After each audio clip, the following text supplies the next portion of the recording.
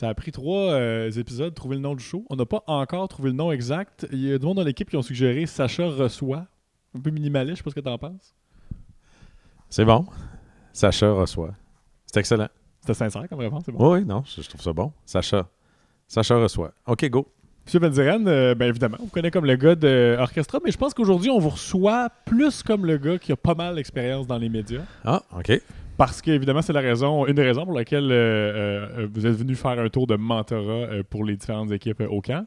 Le dernier des masterclass connaît quand même un important, celui du pitch. On se le disait, les équipes travaillent pendant 48 heures sur un truc, mais finalement, ça revient à 10, 12 minutes et environ tout se joue là. Mais avant de tomber dans le détail des équipes, question pour toi, Alex. T'en as fait des pitchs, quelques-uns? Oui. T'as 48 heures, c'est sûrement déjà arrivé. T'as 48 ans, c'est 48 pas ans, facile. non, mais tu fais encore des pitchs? T'as 48 heures, 72 heures pour faire un pitch, ce qui est sûrement déjà arrivé dans un contexte tout autre. On n'est pas obligé de faire de lien avec le contexte du camp. T'approches ça comment? Tu commences ça par où? C'est une excellente question, Sacha reçoit. Ça me touche. C'est un défi en soi parce que là, en même temps, il y a un contexte qui est différent. Donc, c'est des équipes qui se sont rencontrées pour la première fois il y a comme 72 heures. Yeah. Entre ça puis la synergie d'une agence, exemple, nous deux, on se connaît, on est comme une trentaine à se connaître. Fait que déjà, tu n'as pas cette espèce de familiarité, cette synergie-là avec l'équipe. Déjà, ça, c'est comme un coup d'un jambe qui t'enlève 50 points au jour 1. Ouais, clairement. Ensuite, on ne peut pas faire autrement que rajouter l'élément de stress. Dans ce contexte-ci, c'est un concours, c'est un trophée, c'est peut-être une job à l'agence aussi. Quand tu mets ça ensemble, ces deux-là, donc d'apprendre à connaître des gens, de les mettre dans un contexte de présentation, avoir un temps limité, c'est vraiment c'est tough. Et agréablement surpris sur la gestion du stress des présentations qu'on a vues. Okay. Bravo, honnêtement. Je ne suis pas sûr que c'est pour tout le monde, pour être honnête. Non, clairement. Puis on se demandait, on les voit, on ne sait jamais le pitch, ça va être quoi. C'est le seul moment du week-end pour lequel on n'a aucun indice, même nous qui sommes là pendant 48 heures. Puis finalement, je pense que le feeling général était vraiment positif. Ah, c'est ingrat un pitch, là. Je veux dire, comme n'importe qui, c'est une journée où tu as mal à la tête, une journée où tu as probablement moins bien dormi la veille, une journée où l'estomac ne collabore pas. Bref, il y a 1 million de raisons. On l'a vu dans les Olympiques, là, on parle 4 ans d'entraînement, là, c'est différent, mais allons à l'autre extrême, 4 ans d'entraînement, cette journée-là, une cheville foulée, de la fièvre et autres, et ce 4 ans d'entraînement-là est à peu près mis à l'eau, sinon rapidement amputé d'une performance parce que cette journée-là, c'est pas la bonne. Fait, on a encore une fois à se retrouver devant ce type de situation-là, même si on parle de 72 heures. Quoi. Exact. Tu as fait le tour des équipes, tu as aussi eu une petite prise de parole avec eux, donc différents conseils généraux. Tu l'as dit, c'est un contexte qui est difficile, qui est même un peu ingrat. Comment tu conseilles des gens dans cette situation-là? Tu as donné quoi comme truc aux équipes?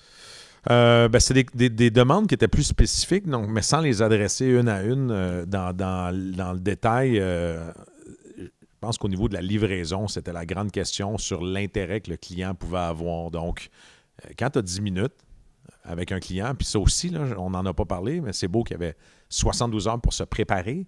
10 minutes avec un client, c'est quand même rare, on va se le dire. Normalement, dans l'industrie, on va parler de 45 à 60 minutes, puis s'il n'y a pas un 5-10 minutes de questions après. Là, il y avait 10 minutes avec quelques questions après. Donc, le temps était très court. C'est pour ça que j'ai essayé de concentrer les équipes sur l'introduction, le blabla. Hey, on vous aime, vous êtes bon, on est calé là-dedans. Il n'y avait pas le temps de faire ça. Donc, rapidement, il fallait tomber dans les concepts. Rapidement, il fallait tomber dans l'exécution. Et il y en a qui s'enlignaient pour jouer un peu trop de violon en début de présentation. Et ce 4 minutes-là, tu ne l'as pas dans 10 minutes. Donc, on a essayé de resserrer ça dans des périodes qui ressemblaient plus à un 30 secondes comme « Allô », puis rapidement tomber dans l'exécution. Il y en a dans le groupe beaucoup de finissantes universitaires. Donc, c'était une des compétitions qu'ils font, mais il y en a plusieurs qui en font d'autres. Jeux de communication, happening marketing, il y en aura encore. En fait, nous, au quotidien, des fois, on a encore l'impression d'être dans ce genre de concours-là, même en agence. Au niveau du pitch dans ces contextes-là, c'est quoi les pièges classiques, les panneaux dans lesquels tu as l'impression que les gens tombent et qui sont peut-être faciles à éviter? C'est une bonne question. Évidemment, le contexte ici est encore vraiment différent. Donc, on est dans le bois, on n'a pas accès à tous les équipements et autres pour livrer le produit final. Ça, c'est vraiment propre à ce qu'on met dans un contexte de compétition, puis on veut les voir à leur meilleur.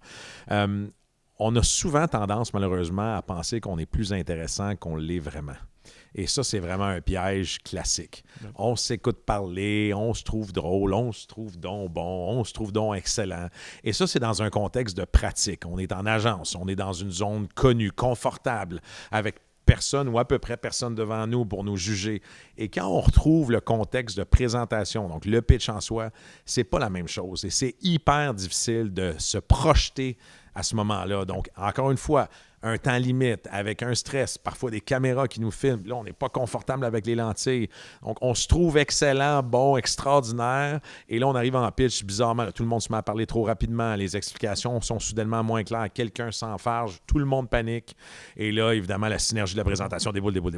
Et puis, on l'a vécu, là, je veux dire, ça arrive à tout le monde. Donc, je pense que le contexte de pitch est lié directement au nombre de pratiques. Et encore là, c'est plate pratiquer, on va se le dire, parce que c'est une pratique, c'est pas le réel. On a tendance à faire quoi? Une fois, deux fois, hey, on l'a, gang, high five. On est bon, on est parti, on va être malade. Peut-être la bonne réponse, c'est 10 finalement. Ouais. Parce que quand on va arriver dans le contexte, encore une fois, de présentation, avec, ce que je disais sans me répéter, le stress et autres, c'est totalement différent. On prend pas assez le temps de se préparer. Et plus on est préparé, moins ça a l'air préparé. Et moins ça a l'air préparé, bien, plus c'est raconté. Et plus c'est raconté, bien, encore là, on maximise nos chances de bien paraître. Je reprends là-dessus, tu parles de raconter puis de l'avoir pratiqué. Donc, pour ceux et celles qui ont fait ces compétitions-là et qui en feront encore, le plan gagnant ou le pitch qui a le plus de chances de gagner, grossièrement pour toi, il ressemble à quoi? Simple, rapide, c'est quoi le... Oui, en fait, souvent, si on donne, par exemple, des temps concrets, on vous donne 45 minutes, essayez donc de le faire en 35. C'est hyper difficile de garder l'attention des gens. On en parlait tantôt là, pendant un des masterclass. Après quelques secondes, on a eu une première impression de la personne et en 2 et 3 minutes après, on commence déjà à avoir de la difficulté à garder l'attention de ces gens-là. Encore là, on tombe dans des pièges, on a peur de ne pas donner assez de détails. On n'est pas allé assez profondément. C'est souvent faux. Et là, si on va dans le détail, on est très cérébral dans notre présentation et c'est pas nécessairement ce qui accroche pour les gens qui sont là. Donc, il ne faut pas oublier que vous pitchez à des êtres humains. Ce n'est pas un algorithme qui reçoit l'information.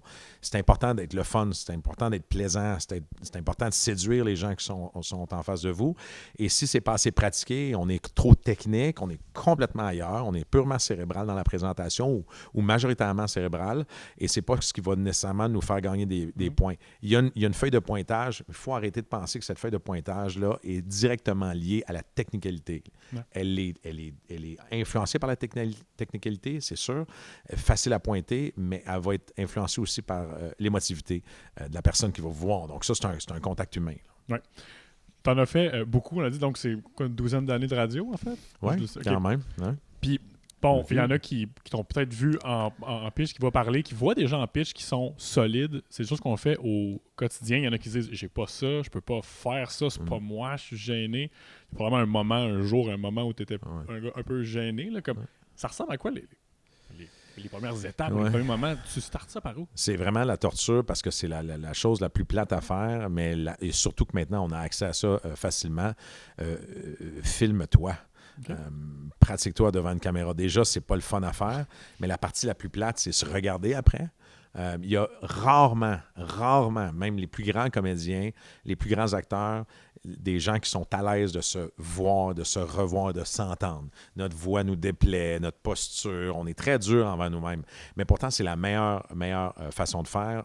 Si on revient à mes jeunes années, il y a 25-30 ans, un des meilleurs coachs de radio que j'ai eu qui m'emmerdait, mais solide. Après chaque émission, on écoutait intervention par intervention, puis ça, c'était pas correct. T'es rentré trop vite, puis la présentation, puis il y a de l'hésitation, puis la chanson, c'est pas... Bref, c'est de la torture parce qu'on n'aime pas, puis t'as juste le goût de dire « avance vers la prochaine. » Mais c'est pourtant la meilleure façon. Faut pas oublier que les gens qui vont vous voir, c'est comme votre lentille. Là. C'est la même chose. Là. Ce qu'on voit, ce qu'on perçoit, c'est dans notre corps. Donc, on a une vision projetée vers l'avant, l'audio, donc ce qui sort de notre bouche est pas la réalité de ce que les gens entendent, mais la caméra, elle mentira pas. Exact. C'est vraiment la meilleure façon de se pratiquer. Tu viens de faire le tour des équipes, quelques conseils. Tu n'as pas vu énormément de leur travail, peut-être un peu à travers cette consultation-là. Est-ce qu'il y a une équipe qui a émergé, si tu avais à parier?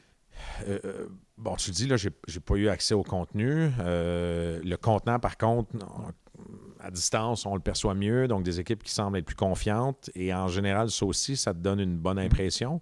Et ça peut aider, hein, des fois, le contenu est un peu moins fort, mais la confiance est tellement là que tu as le goût de suivre cette équipe-là.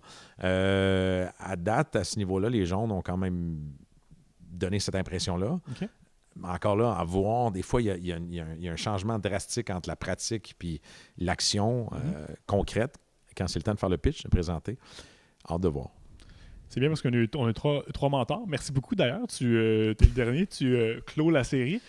Mais les mentors ont, je pense, parié différemment presque à chaque fois. Donc, à chaque étape du processus, on a l'impression que la force a changé un peu. Donc, les données parient sur les Jaunes. On verra comment ça se concrétise dans le fameux pitch.